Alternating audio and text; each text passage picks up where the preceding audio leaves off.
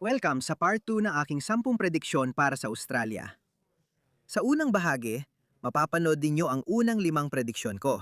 Una, ang inyong mga kapitbahayan, ang ating mga subdivision ay magiging mas kahawig na mga lugar sa ikatlong mundo. Magkakaroon ng pagtaas ng krimen. Mapapansin ng kababayang Australiano ang pagtaas ng sexual na krimen laban sa kanila. Pang-apat, ituturing na rasista ang bandila ng Australia. Pang-lima, pwede kang maresto dahil sa social media post mo. Kaya ang ilan sa inyo, ilan sa mga prediksyon na ito ay malamang nakita nyo nang nangyayari. Hindi pa lahat nangyayari. Pero mangyayari rin dahil ang mga namumuno ay sila ring sumira sa Europa. Diyan ko binabase ang mga prediksyon kong ito. Wala akong kristal na bola. Pero 5 taon na ang nakaraan, nagpunta ako sa Europa at nakita ko, mangyayari rin ito sa Australia. Dahil nakita ko mismo ang unang epekto ng mga woke na sosyalistang baliw. Silang namamahala sa mga bansang yon? Sila ang namamahala sa mga bansang yon. Yan ang nakita ko. Tara, punta tayo sa prediksyon number 6. Mapapansin mo ang dobleng pamantayan sa hustisya. Nangyayari ito sa isang antas na hindi may isip ng mga Australiano ngayon. Pero ito ang magiging bagong normal. Sa UK, may tawag sila dito. Tinawag nila itong dobleng pamantayan sa hustisya at tinawag pa nilang two-tier kir ang punong ministro.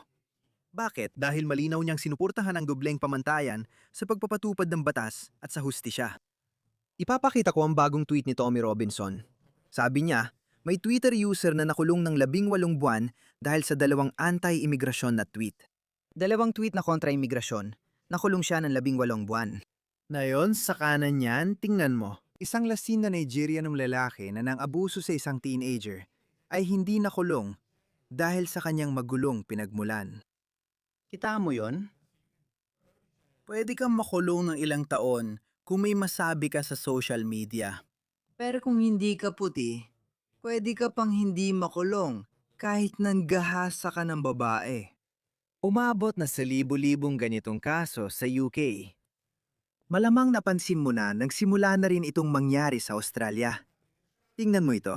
Si Milita, bagong dating na Sri Lankan, at isang transgender ekstremistang far-left at pro-Hamas, pro-Palestine, ay nakaiwas sa kulungan matapos magpasabog ng bomba sa Melbourne Convention and Exhibition Center. Kaya itong kaliwang, woke na si Raulo, gustong magdulot ng kamatayan at pinsala, pero hindi siya makukulong. Tingnan mo siya. Siya yan. Halimbawa ito ng dobleng pamantayan sa hustisya. Isipin kung puting tao ang gumawa noon.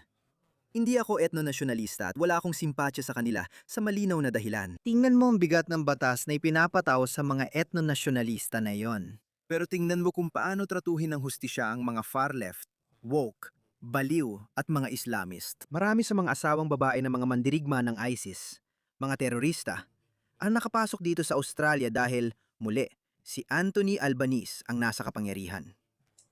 Marami sa kanila ay hindi man lang kinasuhan. Nakasuot pa rin sila ng buong burka, kaya hindi pa rin sila naging westernized. Islamista at radikal pa rin sila, pero napagod lang at nahirapan sa buhay sa refugee camp sa Syria. Naisip nila, punta tayo sa bansang labis nating kinamumuhian. Sa normal na mundo, hindi ito dapat pinapayagan, pero ngayon, normal na lang. Ito ang bagong normal. Yan ang punto ko. Magkakaroon ng hustisyang may dalawang pamantayan, makakalaya ang mga rapist. Katulad ng nakita mo kanina, may Nigerian na rapist na pinalaya. Mas lalong mangyayari ito sa Australia. At sino ang magdurusa? Ang mga Australianong babae, lalo na yung mga babaeng matinding lumaban para makamit ang kanilang mga karapatang pambabae. Sino ulit yung Australian of the Year na si Grace Tame? Siya yung sumigaw ng River to the Sea at biktima ng panggagahasa ng isang puting lalaki. Iniisip niya, ginahasa ako ng puting lalaki. Kaya masama sila at mabuti ang hindi puti. Ganyan ang takbo ng kanilang pag-iisip. Kaya mag-ingat ka sa mga hinihiling mo dahil hindi maganda ang kalalabasan yan. Numero 7, may pagpupulis na may dalawahang pamantayan sa UK. Nakita na natin ito. Hetong halimbawa, kapag hindi puti ang tao, ganito ang reaksyon ng pulisya sa Britanya. Tingnan mo ito. Isang pro-Palestine na Muslim na nagpoprotesta ang nakaupo sa isang war memorial. Pakiusap po, bumaba po kayo, sir.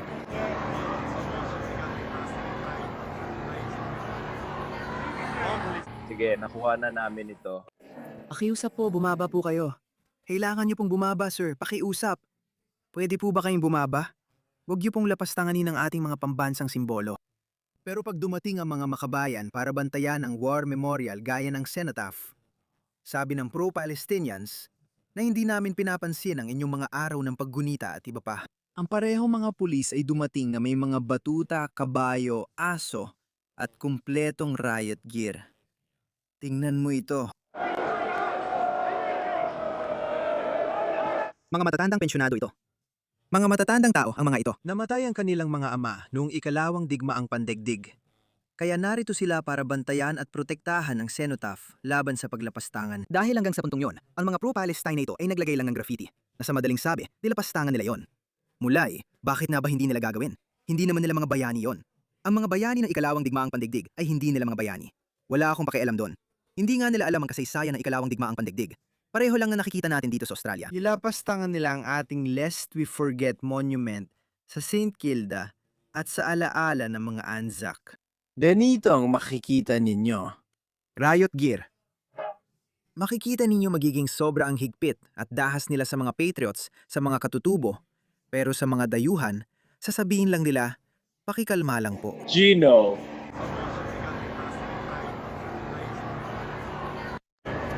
Pakibaba po kayo, Ginoo. Kailangan ninyong bumaba, Ginoo. Dobling pamantayan sa pagpupulis ito. Sa totoo lang, hindi ko pa ito nakita sa Australia. Ginagawa ng Victoria Police ang lahat para arestuhin ang mga ito. Pero nakakalaya at nakakapiyansa sila dahil tila maluwag ang ating batas sa piyansa. Pinatibay ng woke na si Jacinta Allan ang mga batas sa piyansa. Pero kamakailan, sinunog ng mga taong ito ang nightclub o restauran at nakalaya agad kinabukasan. Malinaw na may dobleng pamantayan sa hustisya. Kahit ayaw mong isipin, mapapaisip ka dahil ang mga batas na ito ay para sa Australiano, hindi para sa ibang kultura na ibang pananaw sa pagkakakulong. Ayat ng normal na Australiana ng criminal record para makapaglakbay. Pero ang isang teenager na Somali o Sudanese, wala siyang pakialam dahil nakasanayan na niya ang kultura ng Sudanese o Somali. O hindi ko lang tinutukoy ang mga Sudanese o Somali, pati na rin ang mga Bengali o sinumang galing sa mga third world na kultura. Lumaki siya sa tahanang may third world na kultura. Kaya matututo siya at makukuha ang mga ugali roon. Makikita rin niyang binubugbog ng tatay ang nanay niya. Hindi lasing na tatay. Kasi baka problema yon ng puting pamilya. Pero sa pamilyang Muslim, alam mo na. Sa tingin ko, ipinakita ko rin yung video ng lalaking Muslim na binubugbog ang asawa niya sa huli kong video. Ma-absorb niya ang mga ugaling yon mula sa kultura. Normal lang yon. Siguro, kaya hindi gumagana ang mga batas natin. Pero sa ngayon, hindi pa nangyayari ang pagpupulis na may dobleng pamantayan. Patuloy akong sumusuporta sa mga pulis natin, pero tila walang batas sa mga Briton. Kalimutan mo na ang Scotland Yard. Kalimutan mo na ang Metropolitan Police. Kalimutan mo na lahat ng yon. Hindi totoo ang paniniwala natin sa sistema ng hustisya ng Britanya na dapat kainggitan. Wala namang ganon. Walang kwenta. Sa Britanya, galit ang mga tao sa pulis nila. At sinasabing gusto raw ito ng mga Muslim. Pero hindi totoo. Ginagawa pa nilang biro ang kanilang pulis. Tingnan mo, naging katatawanan na lang.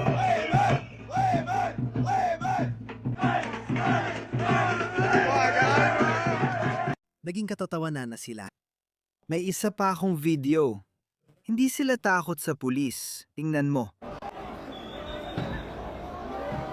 Kahit saan, pinalalaya sila. Hindi sila kinatatakutan o nirerespeto. May respeto pa rin ng mga pulis.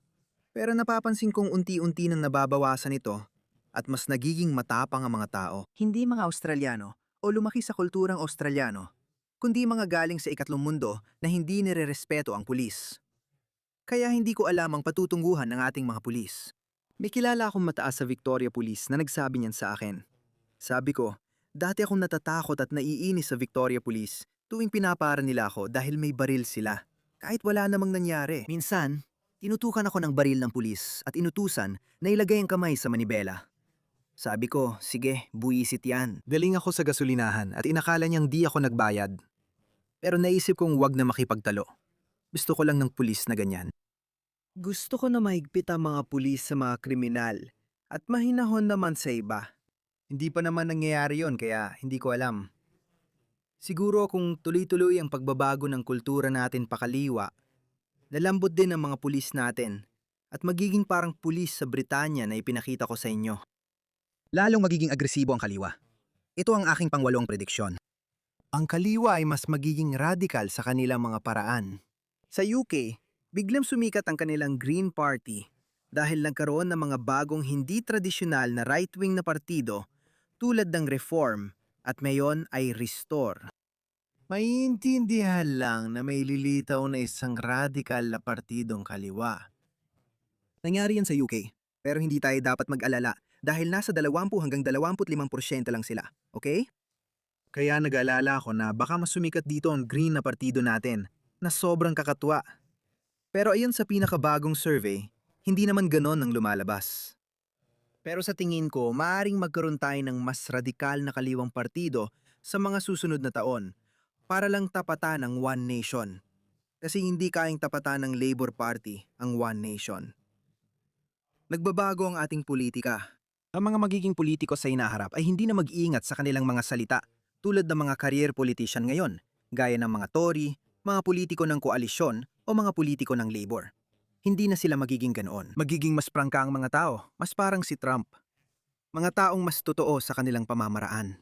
Mas gusto ng tao ang politiko nagsasalita sa paraang pamilyar sa kanila, kaysa sa mga nagtatago sa maligoy na pangangatwiran at laging maingat sa sinasabi. Hindi na uso ang lumang politika na yan. Nawawala na yon. Dahil dito, siguradong may lalabas na radikal na kaliwang partido laban sa One Nation at lalo pa silang magiging agresibo habang tumatagal. Nagiging mas radikal sila, na lalo pang magpapalakas sa matinding kana na politika. Yan ang aking pangsyam na prediksyon. Magkakaroon tayo kahit hindi magtagumpay ang One Nation. Bilang isang bansa, bilang isang lipunan, lalo tayong lilihis papunta sa kanan. Kaya magkakaroon tayo ng mas maraming politikang makakanan, kabilang ang matinding kanan at dulong kanan, nalilitaw at magbubunga ng dalawang uri ng nasyonalismong makakanan. Nasyonalismong sibiko, na ako yon, inuuna ko ang kultura sa lahat ng bagay. Inuuna ko ang mga Australianong halaga, kulturang Australiano sa lahat, higit pa sa lahi, kasarian, dahil posible ito. Ako ang buhay na patunay. Pero ang kabilang panig niyan ay ang etnikong nasyonalismo. Ethno-nationalism, kung saan may mga tao na sumuko na. Malinaw, mas madali ito para sa kanila dahil sila ay puti. Kaya sasabihin nila, alam mo kung ano? Nagumpisa raw ang mga problemang ito nang pumasok ang mga hindi puti. Sa isang banda, may katotohanan ito. Hindi mo pwedeng baliwalain at sabihing hindi totoo yan. Rasista ito. Totoo ito. Madalas kong sabihin na ang lahi ang pangunahing anyo ng kultural na representasyon ng isang kulto. Kadalasan, ang mga itim ay sumusunod sa kulturang Aprikano o pamana nila mula Aprika. Karamihan sa mga Pakistani, 75% sa kanila, ay kikilos ayon sa kanilang kultura. Sa kanilang sariling kultura sa kanilang bansa. Kahit na hindi sila hayagang mapanlaban, pero palalakihin nila ang kanilang mga anak sa paraang Pakistani, sa paraang Punjabi, sa paraang Islamiko o kung ano man yon. Mas mababa ang tsansa nilang makapag-integrate kaysa sa mga galing Britanya, Amerika, Canada o New Zealand papuntang Australia. Magkakatulad ang kanilang kultura, pero may kaunting pagkakaiba sa opinyon. Halimbawa, kung Amerikano ka, maaring gusto mo ng mas maraming baril. Makakakita ka rin ng pantay na bilang ng mga Australiano na maaring magsabi na kailangan natin ng mas maraming baril. Kaya may pagkakapareho sa kultura na nagpapadali ng asimilasyon kumpara sa pagdadala ng mga tao mula sa ibang kultura. Kaya naiintindihan ko kung bakit ginagamit ng ethno-Nazi ang argumentong yon, okay? May ilang eksepsyon pero hindi dapat gumawa ng malawakang pulisya base rito. Halimbawa, maraming ethno-Nazi ang binabanatan si R.V. Yemini. Binabanatan din nila ang kasama niya. Di ko alam ang posisyon ni Roxanne. Basta partner niya sa mga gawain nila. Nagtatrabaho siya para sa Rebel News, kaya binabanatan nila siya. Siya ay Sri Lankan. Maitim siya tulad ko. Mas maitim lang siya ng konti sa akin. Pero hindi naman importante. Palagi siyang binabanatan ng mga ethno-nat. Kahit Australiano siya pagdating sa kultura. At inuuna niya ang Australia. Hindi siya tapat sa Sri Lanka o ibang kultura. Australia lang ang inuuna niya. Kaya ang ibig kong sabihin, kaya sinusuportahan namin ang civic nationalism. Sa tingin ko, tulad sa UK, nananalo ang civic nationalism. Si Tommy Robinson ay civic nationalist, hindi ethno-nat. Mahalagang pagkakaiba ito. Civic nationalist din ako. At dahil ang Australia ay isang matinong lipunan, hindi ko iniisip na makakakuha ng malaking bahagi ng lipunan ng Australia ang ethno-nationalism. Yan ang aking prediksyon. Siguro dahil umaasa akong hindi manalo ang mga ethno-nationalist. Dahil pakiramdam ko, wala akong lugar sa kanilang bansa. At hindi lang ito para sa makasariling dahilan. Sa tingin ko, ito rin ang tamang paraan. Bakit mo naman parurusahan si Frodo sa Rivendell? Ang isang hobbit ay iba sa mga elf. Pupunta siya para wasakin, isusugal ang buhay, at lalaban para sa lahat. Wala naman siyang problema sa'yo, kaya bakit mo parurusahan si Frodo sa pagsugan ng buhay niya kung ginagawa naman niya ang trabaho mo? Pupunta siya sa Mordor para wasakin ang masasamang singsing ng kapangyarihan. Kaya ganoon ang itsura nito. Taliwas ito sa inaasahan. Bakit hindi mo gantimpalaan o yakapin ang mga kakampi mo na hindi banta? Naiintindihan nila ang problema. Delikado ang mga kultura mula sa ikatlong mundo na hindi nag-i-integrate o umaangkop. Kaya iyon ang aking ikasiyam na prediksyon. Pasensya na, ang ikawalong prediksyon ay lalakas ang kaliwa at ang ikasiyam ay lalakas ang kanan. Lalong lilinaw ang pagkakaiba ng civic nationalist at ethno-nationalist. Idadagdag ko rin ang One Nation ni Pauline Hanson ay civic nationalist. Hindi siya racist. Gaya ng Restore UK, Rupert Murdoch. Maraming ethno-British, ethno-Nats ang umaasa kay Rupert Murdoch. Pero matitiyak kung hindi siya ethno-Nat. Ang ethno-nationalism ay basic na posisyon. Pasensya na, pero hindi ito makatwiran. Isa rin itong absolutist na posisyon na kadalasan ay mali. Ikasampung prediksyon, isang seryosong babala. Makikita natin ang pagtaas ng mga anti-Semitic na atake laban sa mga Hudyo. Ngayon, alam ko marami na namang magsasabi, ito na naman tayo. Ang mga anti-Semitic lagi nag-aangking biktima para mga Muslim. Lagi nilang sinasabi silang biktima, pero magkaiba talaga ito. Laging kakaunti ang mga Hudyo, pero malaki ang nagagawa nila kumpara sa kanilang bilang. Mga ilan lang sila? Siguro 10 milyong Hudyo sa buong mundo? Siguro mga 20 milyon sa tingin ko. Madalas sinasabing 10 milyon lang sila. Kahit 20 milyon talaga. Kaunti pa rin ang mga Hudyo. Malaking impluwensya nila dahil sa dami ng pinagdaanan nila. Pero dahil maliit silang grupo, sila lagi ang target ng iba, gaya na nakita natin sa UK. Tumaas ng 400% ang pag-atake sa mga Hudyong, basta nalang pinupuntirya. Napakita ko na ang ilang video tungkol dito. May Muslim na basta nalang nanununtok ng isang Hudyo. Parang grabe. 2 linggo pa lang ang nakalipas, may Muslim na lalaki na pumunta sa Golders Green at nanaksak ng mga taong mukhang Hudyo na basta na lang niyang pinuntirya. Sige, may mga Muslim na dumaan sa mga lugar ng mga Hudyo na may dalang loudspeaker at sumisigaw na kakantutin nila ang mga nanay ng mga Hudyo, kakantutin nila ang mga anak na babae at rerepin nila ang mga anak na babae. Dobleng pamantayan sa pagpapatupad ng batas, pero di nila kayang aristuhin ang mga iyon. Pakinggan mo. Putang ina natin lahat. Putang ina nito. Patahimikin sila agad. Ibahin ang pinto kung kailangan. Magpadala ng mensahe kung dapat. Look how bright. Tingnan mo kung gaano sila kakapal ang muka. At nakita na rin natin ang mga ganitong bagay dito, pero sa mas maliit na antas. Sa tingin ko, may isang restaurant ng mga Hudyo sa Malvern, sa isang lugar sa Melbourne, sa lungsod ng Melbourne, na kilalang lugar ng mga Hudyo.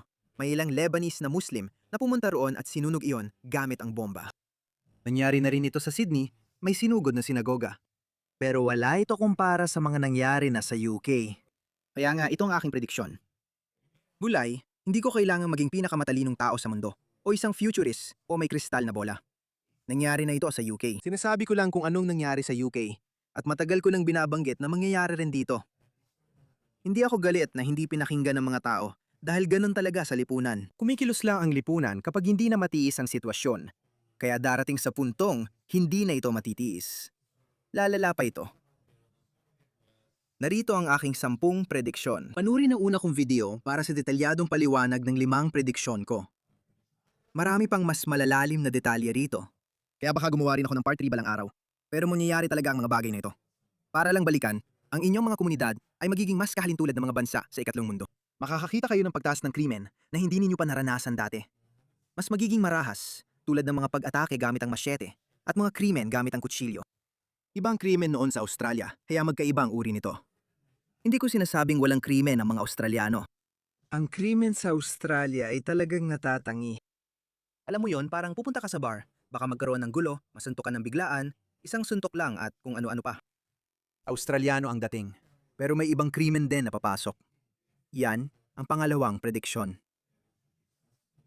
Mas madalas makaranas ng krimeng sexual ang mga Australianang babae mula sa mga lalaking galing ibang kultura kaysa Australianong lalaki. Ang apat, ang pagwagayway o paglalagay ng bandila ng Australia ay ituturing na rasista at nakaka-offend. Ang lima, maaresto ka dahil sa mga post mo sa social media. Wala pa nito ngayon, pero mangyayari rin. Pang-anim, dalawahang pamantayan sa hustisya, libu-libong kaso sa Britanya. Libu-libong kaso sa Britanya ang nasaksihan natin. Nagsisimula na rin nating makita ito sa Australia. Kaya makikita mo ang dalawahang pamantayan sa hustisya. Ang pito, dalawahang pamantayan sa pagpapatupad ng batas sa UK ay kilalang pangyayari. Ang terminong ito ay mula sa UK. Wala pa itong nangyayari sa Australia maliban sa ilang alam kong halimbawa. Sabihin mo kung tingin mo nangyayari na ito sa Australia. Mapapansin mo rin ang dalawahang pamantayan sa pagpapatupad ng batas. Pangwalo, may lilitaw na isang partido ng kaliwa upang kontrahin ang One Nation. Maaring lumitaw ang isang radikal na kaliwang partido? Posibleng ang Greens. Hindi ko alam. Sana hindi. Ito ang pinakamasamang bangungot para sa akin. Malamang mangyari yon. Kaya ito ang aking ikasyam na prediksyon. Magbubunga ito ng kanang partido politikal na mas kanan pa sa One Nation. At panghuli, bilang 10, tiyak na makakakita kayo ng pagtaas ng mga anti-Semitikong pag-atake. Pasensya na, paumanhin talaga. Nabanggit ko na, nakalimutan ko. Nagsalilita ako tungkol sa pag-atake sa sinagoga ng mga Hudyo sa Sydney at restauran ng mga Hudyo sa Melbourne. Ano nangyari noong Disyembre? Ang teroristang pag-atake sa Bondi na ginawa ng isang Muslim na ipinanganak at lumaki sa Australia, anak ng mga magulang na Muslim na Indian, ay pumunta sa tabing dagat para paramihin ang mga biktimang Hudyo. Maaring mas marami ang bilang ng mga pag-atake sa UK. Pero pagdating sa aktual na bilang ng mga biktima, sa tingin ko mas mataas ang Australia kaysa sa UK. Kaya siguradong dadami ang anti-Semitikong pag-atake sa Australia. Darito ang 10 prediksyon ko. Sabihin ang opinion mo at kung may nakalimutan ako, ilagay sa comments.